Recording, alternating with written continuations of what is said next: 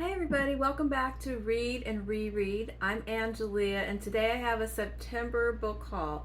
This is sort of a two-part haul between a library book sale that I went to and a trip to Book People in Austin, a bookstore that I love very much that was kind of an early birthday present. So here we are I guess we're in the 2/3 of the way through September, a little past the half. And it is Banned Books Week, so I hope you are enjoying some scandalous material this week. I'm participating in a couple of Banned Book Week activities that I'm going to talk about in my Friday Reads video, so you can come back and check that out. But today I really want to talk about these new books that I have acquired and that I'm very excited about. And please let me know what you know about these books or if you're excited about any of these as well. All right, so first of all, the first book is not part of the library thing or the birthday present, but it is a straggler that showed up after I did my last book haul video. There was this one book that had not made it there, and I've shown it and talked about it a little bit already, but it is If I Survive You by Jonathan Escoffery. So I bought this based on some good reviews that I read, and when I ordered it I think I got this on Thrift Books, and I knew it was a new book, but when I got it, then I saw some other review of it that said like it was being released in a couple of days, and I thought, I just ordered that though, and it wasn't like a pre-order. Well, it's because I bought a advanced reader copy. I didn't really realize that I did that, but that's okay anyway. So I have talked about this a little bit because I included it in my September Shorty September short story review, and I've read the first story, which I did like quite a bit. I'm going to go back and continue to read the rest of the book, and it did make the long list for the National Book Award. So I can say that I have read something from the long list, sort of, a little bit. So this is the story of a character named Trelawney, who is the child of Jamaican immigrants in the US, and exploring themes of that experience, racial identity. I'm excited to read further in this book. Then I went to a library book sale, and I discovered that my new library in my neighborhood has a book sale every couple of months that's sponsored by this group I can't remember exactly what they're called, but it's like an association of university women or something like that. I'll have to look it up. But they have a kind of a rolling book sale. They have a room in the library that's their own, and then they open it up and have a sale. And it was really well organized. It was like a classic section, fiction, nonfiction. They had sort of a kind of rare collectible section. So it wasn't like rock bottom prices. It wasn't one of those library book sales where everything's like $1. It was like they kind of knew a little bit more what they were doing, so there was some differences in prices of different things, but most of it was very low priced and affordable, like under $5. But I had to pick and choose what I thought was a good deal or not based on my own, what I want in my library. So I did get just a few, trying to pace myself, but I did get Hamnet by Maggie Farrell, and I missed the ride on this one last year when a lot of people were reading it and really loving it. But it keeps coming up. People keep referring to it, I guess now because her new book is out, The Marriage Portrait, and so everyone who loved this book is excited that she has a new book out. But I have missed the whole thing. I did read a book that she wrote a long time ago, and it was the one, oh gosh, what is it called? It has like something about The Vanishing Act of Esme Lennox. I read that a long time ago, and I liked that one. But I think I liked it, but didn't love it. But I'm willing to love Hamnet. And look, they had this big box at the checkout of bookmarks, and they gave out, you could just have one for free. And so I found this really pretty bookmark that totally matches the book. So I was, that's so great. And it's got little like metal things at the end. Anyway, it's really cool. So I got the book and the bookmark. And then the bookmark also matches this book that I got, The Tea Girl of Hummingbird Lane by Lisa C. And I have read a few books by Lisa C. that I liked. I read Snowflower and the Secret Fan was my favorite one, but I also read, I think I read Peony in Love, I read Shanghai Girls, I might have read China Dolls, I don't remember. But anyway, I've read a few over the years, and this was just a couple bucks. So, and it's pretty, so I got it. And I will read it when I'm in the historical fiction mood, but I thought it would be a nice one to pick up. And then the other one, this is the last one that I got at this library book sale, and this is kind of, don't laugh, folks. The Hitchhiker's Guide to the Galaxy by Douglas Adams. This may seem like a little bit, random, but I read this series back when I was a teenager, and I really liked it then. I would, it was offbeat and funny. And I don't know how it holds up now, but it's a nice copy, and I thought it might be fun to read it again, or at least to have it in my collection until I'm in the mood. And I know it's, a big cult classic now, so I don't know if it's just completely dated and ridiculous or if it's still really good, but I guess I will find out, or somebody's going to let me know. But I just saw it there, and it was like a couple bucks, and so I brought it home. So that's what I got from the library book sale, and I was very picky and choosy. There was a lot of other good ones there that either I've already read them, and then I always have this urge, like I want to point it out to other people, like, look what's here, don't miss it. But, or things that I kind of thought I might like, but yeah. So since I have it so often, I felt like I better pace myself, because I'll go every time, and I might find something again. So that was the sale. This library where we just moved, there's branches, there's several branches around town, and I've been going to the one that's really close to my house. But eventually, one day when I need an adventure, I'm going to go to the main branch downtown. Because I noticed a lot of the books that I look up and request are at the main branch, and I think it's a lot bigger. So I'll take the last train to Nerdsville someday and go down there and see what that one's. Because I think that it's only like, it's less than 5 miles. It's like, 10 minutes away or something. So I guess I could, gear up for that big journey and go see what's down there at the main library. But, I'm kind of lazy, since I can request anything and have it just sent over to the one that's 5 minutes away. I've been doing that. All right, so then we went on a trip to the San Marcos and Austin area to help my daughter celebrate her 21st birthday. And while we were there, we hit up my favorite bookstore in Austin, Book People. And I love this bookstore. If you've ever been there, you probably love it too.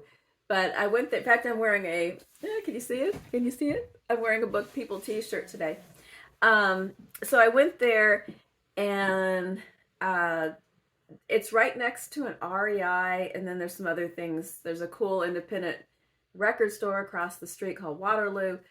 And then there's also across the street in another direction, there's like the most fabulous Whole Foods that you ever saw in your life. But anyway, when we were there, I ended up getting some shoes at REI and some books at Book People as an early birthday present from Steven. And so now all he has to do is take me out somewhere nice to eat on my birthday, but he's all done getting me gifts.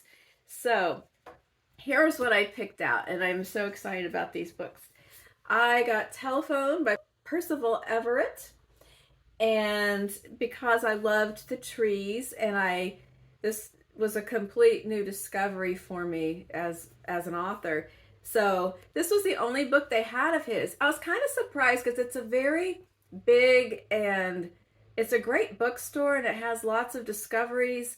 But they don't always have, like, I had a kind of a list in my mind of certain things to look up, and they didn't have anything by a lot of authors that I was trying to check on. Like I looked to see if there's anything else by Claire Keegan, because I've recently discovered her as well. But anyway, they did have this one additional book by Percival Everett, and it was the one that I had in mind that I wanted to read. They didn't have the trees at all, and I was surprised at that, but maybe they're not keeping up with the booker list. But I did get Telephone. I love the cover. And this book says that it is about a Zach Wells, a laconic geologist slash paleobiologist. He's an expert in the geological history of some cave in the Grand Canyon. So very esoteric. That kind of reminds me of how in The Trees there's also like an academic guy who has a very funny, kind of a niche, and then he goes and helps with some of the research. But anyway, it says his daughter develops unusual vision problems and has a seizure, and his family starts to crumble. He finds a note asking for help tucked into a jacket he's ordered online and sets off on a quixotic rescue mission. So what I'm expecting is for it to be interesting, different, offbeat. We'll see what happens. But I'm excited to take a shot at how many times I said excited in this video. Water, vodka, your choice. The next one is another one that was on my list. And that is The Stories from the Tenants Downstairs by Sidik Fofana. Sidik maybe. And Sidik Fafana is a public school teacher in New York City who has had short stories published. But this is his first book, and it's a collection of interrelated short stories about the people in a particular apartment building in New York City. And it says 8 interconnected stories of residents under pressure. So you find out what's going on with all of the different people and how the stories intertwine. I love short stories, and I love short stories that are interconnecting like this. In case you hadn't noticed from some of the things I've been reading this month, but I have heard a few different people on YouTube who've already read this that spoke highly of it.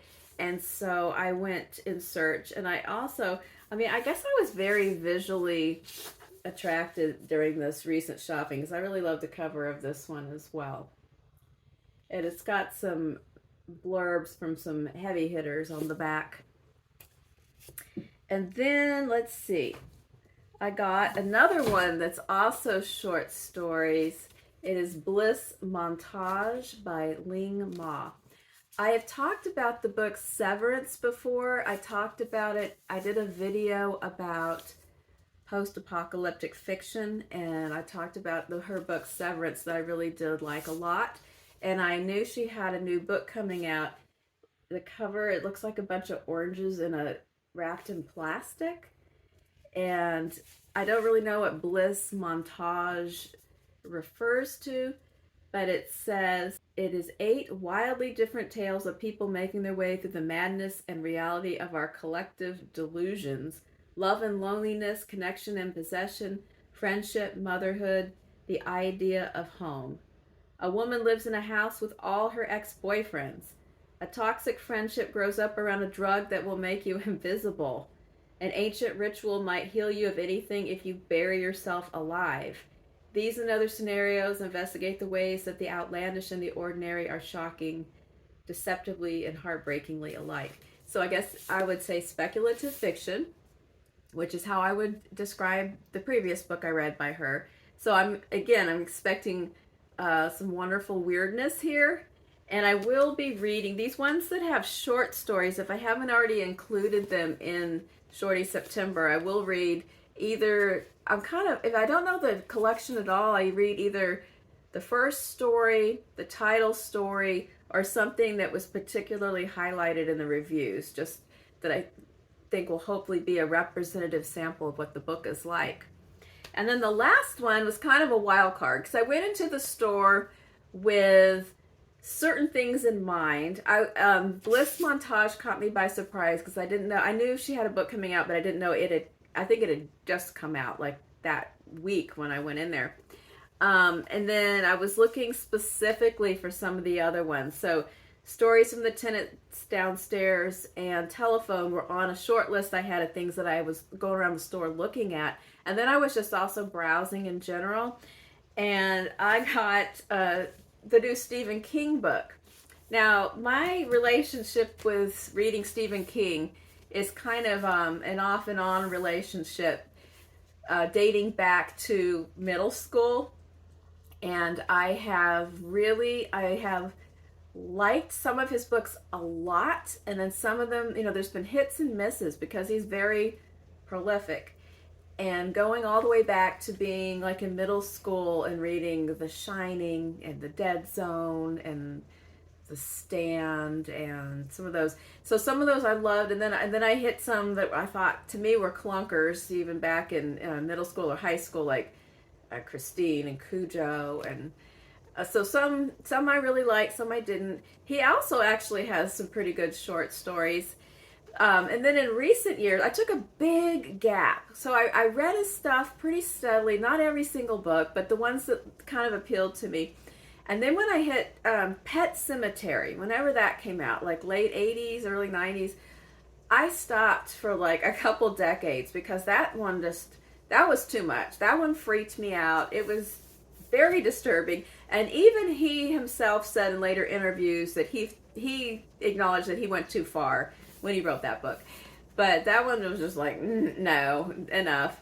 So I didn't read any for a long time. And then I picked back up, like in this past decade, I've liked some of his more recent releases. So I read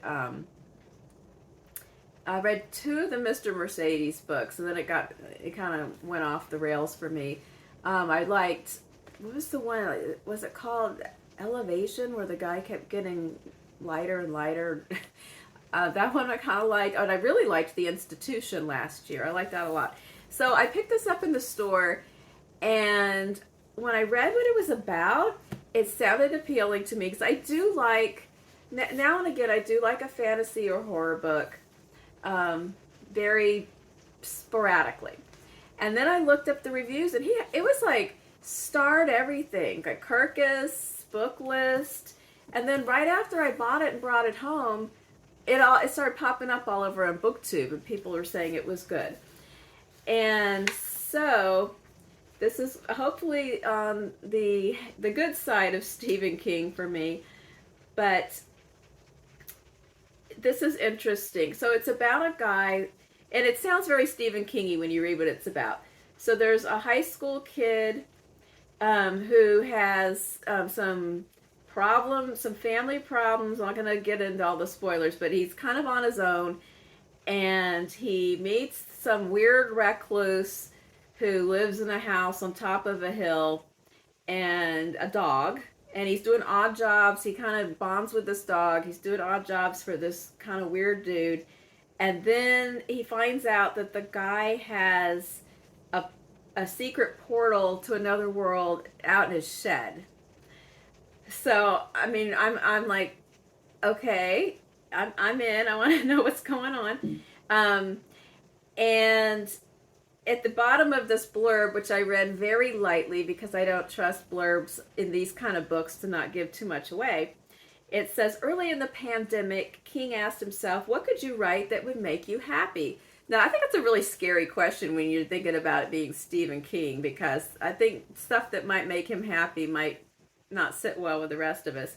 But his answer was, as if my imagination had been waiting for the question to be asked, I saw a vast, deserted city, deserted but alive. I saw the empty streets, the haunted buildings, a gargoyle head lying overturned in the street. I saw smashed statues of what I didn't know, but I eventually found out. I saw a huge sprawling palace with glass towers so high that their tips pierced the clouds. Those images released the story I wanted to tell. And I bought it.